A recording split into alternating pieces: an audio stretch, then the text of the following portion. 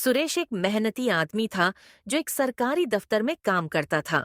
रेखा, सुरेश की पत्नी, एक घरेलू महिला थी जो घर संभालने में बहुत व्यस्त रहती थी, लेकिन अपने परिवार के लिए हमेशा खुश रहती थी।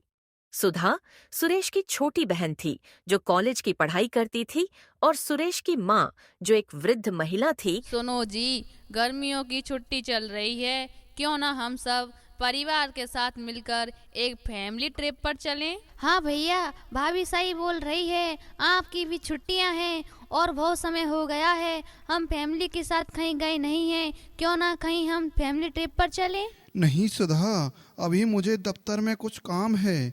हम कभी और चलेंगे सुधा।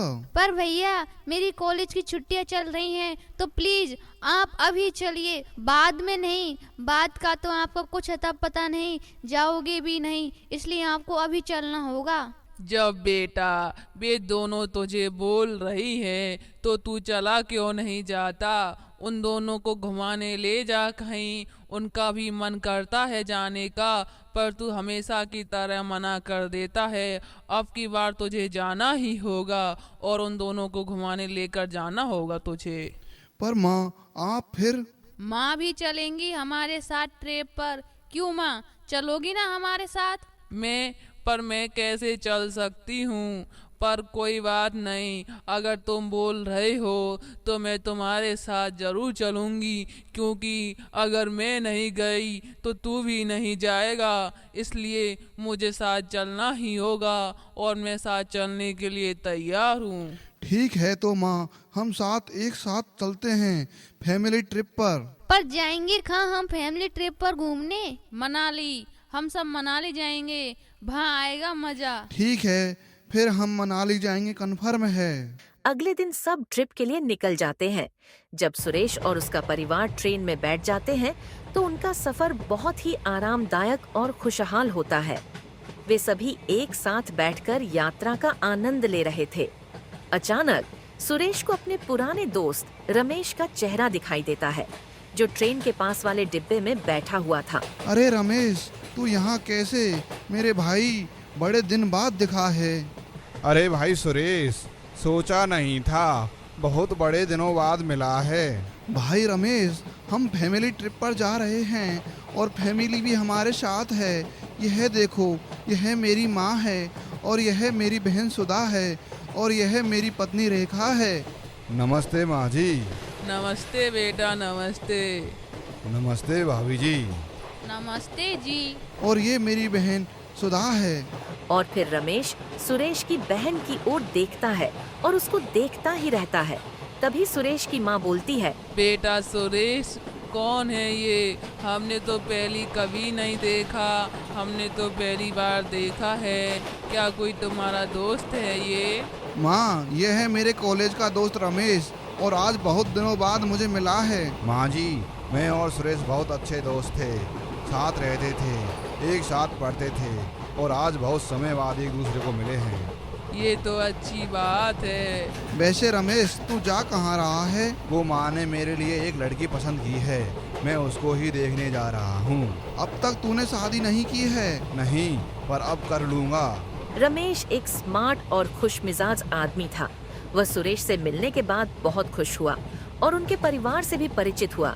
रमेश को तुरंत ही सुरेश की बहन सुधा की आंखें बहुत आकर्षक लगीं।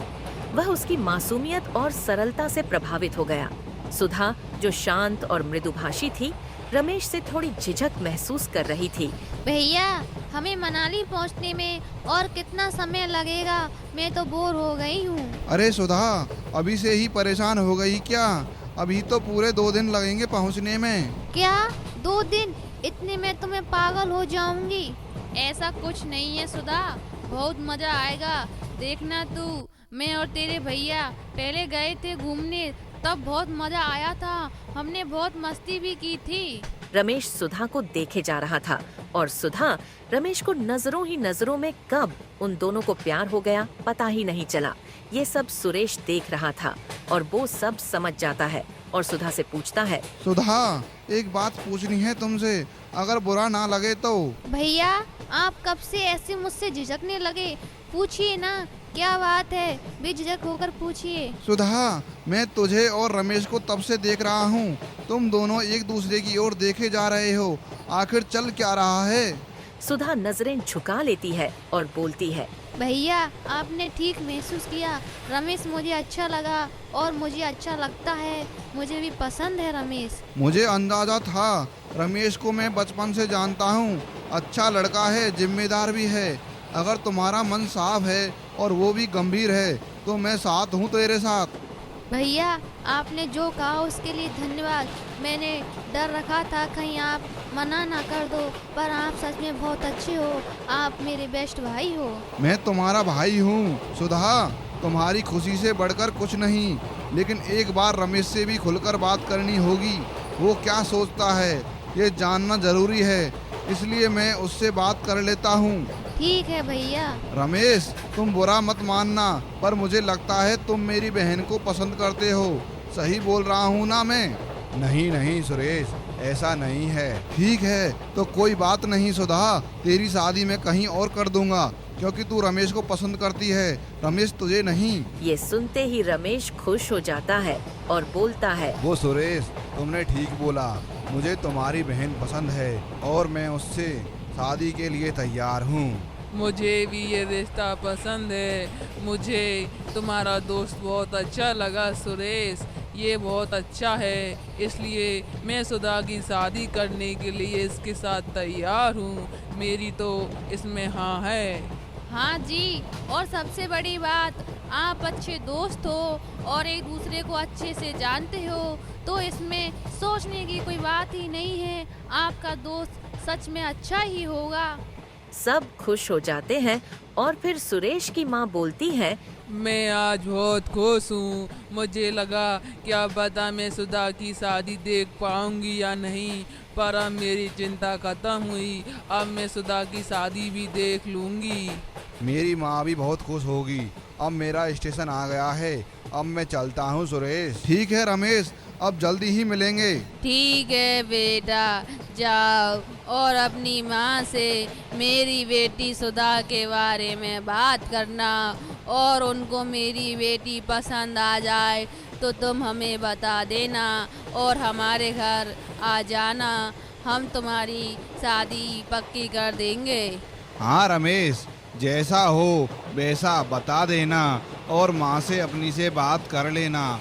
जो भी माँ बोले वो हमें बता देना। उसके बाद में अगर तुम्हारी माँ हाँ बोल देती है तो हम शादी की डेट फिक्स कर लेंगे। ठीक है माँ जी, मैं चलता हूँ अब। रमेश चला जाता है और सुधा को लेकर सब खुश है और बे मनाली पहुंच जाते हैं और मनाली घूमने का आनंद लेते हैं।